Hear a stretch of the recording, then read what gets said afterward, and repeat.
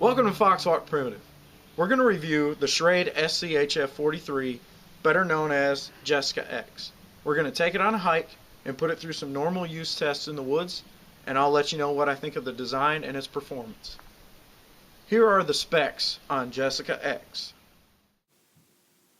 The schf43 is made of 1070 high carbon steel.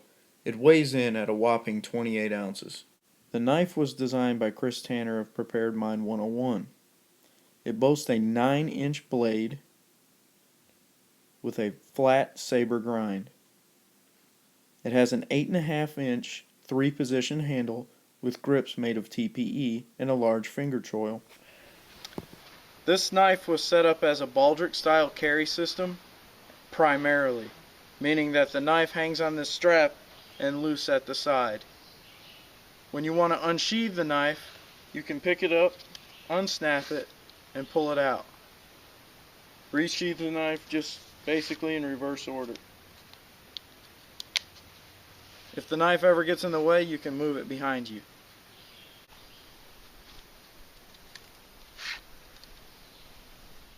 The knife can also be carried on the belt through the belt loop and attached at the leg with the leg lanyard.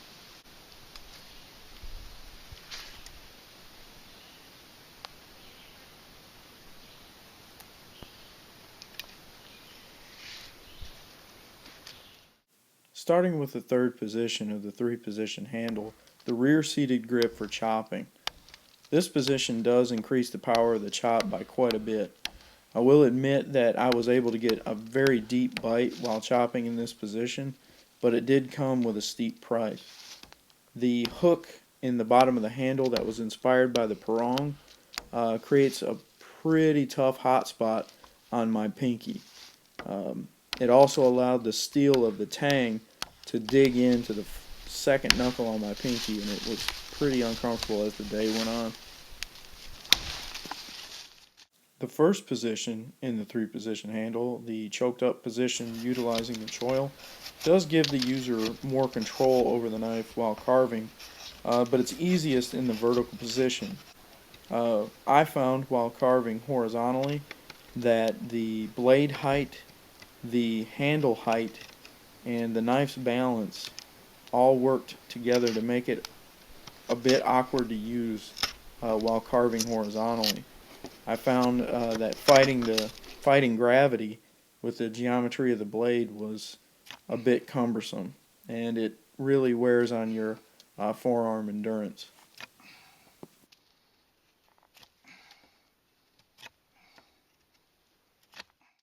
The second position on this handle, the forward hand position, is probably my favorite. It gave me the better grip to compensate for the geometry and balance issues I encountered, and it was a pretty good grip to just kind of hewn away at the material and make light work and make it quicker than trying to carve it away. I made a flat spot in this pole to test a lash for a pole extension to maybe chop off some limbs or maybe a food source that's elevated from the ground, say 10 to 12 feet. And I just wanted to test the canted angle with this extension to see if it proved equally as effective. And to be honest, it does pretty well on a pole. It doesn't do too bad at all. The cant really helps. I actually found that a reverse grip was really comfortable and easy to use with this knife. It gave me a little bit more to compensate with as far as the balance issue goes. Coupling it with that forward position and kind of hewing away, I was able to work the wood a lot easier than just using the choked up forward position and carving at it. I could put more into my efforts, as it were. Batoning with this knife is a little bit unique. I ran into a problem that I hadn't ever really seen before. Basically, the handle will hit the ground before the knife is finished with the work. I tested this ability because I had a suspicion that that might be the case. If the wood I was batoning at the time wasn't as dry and hard, it would have been much more of an issue. I heavily suggest using a block when you split wood with this knife. That way the handle has somewhere to go and won't hit the ground and get in the way. You can see that it's much easier to go all the way down when you have a block. The geometry of the blade was very conducive to splitting the wood, though. It worked quite well. Again, can't stress enough, you really want to use a chopping block when you do this. That way the handle has enough space for clearance.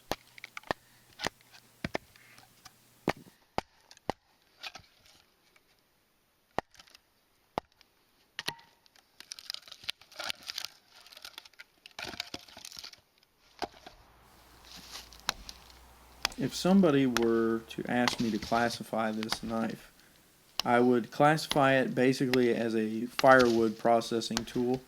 I really wouldn't charge it with anything much more than chopping up firewood, splitting up firewood, and maybe shaving some kindling. He's moving now. It would be a fantastic tool option for anybody with large property that needs a quick tool to delimb larger trees or cut down shrubs or edge species trees. This would be a very low cost tool for that option. It is made in China, so it is quite low cost. I believe I've seen it online for as low as $55 already. So it does fit the area of a budget blade. The 1070 steel, the 1070 high carbon steel that it's made from, is a pretty decent steel from what I've found using it. It holds an edge pretty good. I would suggest some light stonework or some strop work between uses, just to keep from having to do any heavy coarse stone reprofiling. But that wouldn't hurt out of box. Out of box, it's got a obtuse, you could almost say, edge to it, and it's a good working edge, but it's not really conducive for giving you any kind of real shavings or fine curls that a lot of guys just like to make feather sticks and stuff. All in all, a Chinese-made blade at $55 that weighs almost 2 pounds is not too bad of a deal. Okay, so you can see behind me, it is now autumn here in East Tennessee. So I've had this blade quite a while. I got it around mid-July, maybe toward the end of July, maybe right around the beginning of August is when I got it. And I wanted to give this knife a real chance. I wanted to give it an honest review and make sure that I've covered just about all the bases with it. And here is some things that I like and I dislike about this knife. What I like about this knife is the blade. Features I like about the blade are the grind geometry. The geometry happens to be very conducive to chopping and splitting. However, it does need to be convexed when you get it. I would knock the shoulders off of the saber grind here and convex it all the way down to the edge. You'll get a much deeper chop with a lot less effort. It has a clipped point, but it's not swedged, so that's good for tip strength. Squared spine, which is always good for scraping and striking a fire steel. Another feature about this knife that I really like is the coating.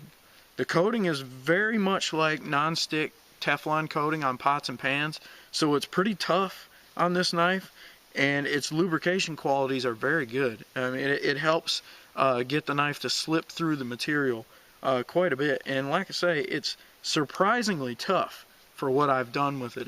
It's held up quite nicely. What I don't like about the knife, I don't like this area here because of the height of the steel. It makes it very uncomfortable to use the blade in the forward hand position for fine carving for prolonged activity. It wears your hand, well, it wears my hand out, and I'm sure it would wear a lot of people's hands out with the same size hand that I have. It's medium, large size hands is what I have. Moving on to the rest of the handle, which I'm not a big fan of this handle, just because it has such a tall height throughout the geometry of the handle. It's very uncomfortable in many spots. I would say the second hand position here would be my favorite. I don't like the third hand position because this portion right here creates a hot spot on my hand even when I'm wearing a glove. It kind of pinches and bites down in my pinky, and I don't really care for that, especially if I'm going to use the tool for a long time. The third thing I don't really like about the handle is the grip material, this TPE rubberized grip material. It's not very strong. It's already taken some abuse, and I really don't think it'll hold up for years to come. Also, it's full of hot spot. The friction on this rubber is extremely high, and it will give blisters. That is primarily why I started using gloves when I use this knife. I'm not afraid of it slipping out of my hand in any way, but I don't want it to give me blisters either. This knife's handle would be vastly improved, in my own opinion, if it was scaled back about 20%. If this handle was about 20% smaller in all dimensions, it would be much more comfortable and give the user a lot more longevity before their hand tires out. Again, the choil is a bit too big, and the finger guard here is needlessly big. It's way too big for any kind of comfort. Given that the handle is so large, and it's actually a little bit bigger than the blade in terms of mass, it gives this knife a very strange balance. The knife, of course, wants to balance edge down, which is very strange when you're using it. You're kind of wanting to fight the gravity of the knife the entire time that you're carving with it, especially if you're wanting to carve horizontal instead of vertically down. Thank you so much for your view. I really appreciate your support. If you haven't already subscribed, please do so. If you would like to win this knife as a giveaway, send me an email. It's foxwalkprimitive@gmail.com. Send me an email that says basically why you would like to have it. Include your shipping information, and I will randomly select the winner and announce on December 15th who the lucky person is to receive the Schrade schf43 Frontier Fixed Blade Woods Knife, or, as it's better known, Jessica X. Thanks again for your support. Get out, have some fun in the woods, be safe, and I'll see you on the next one.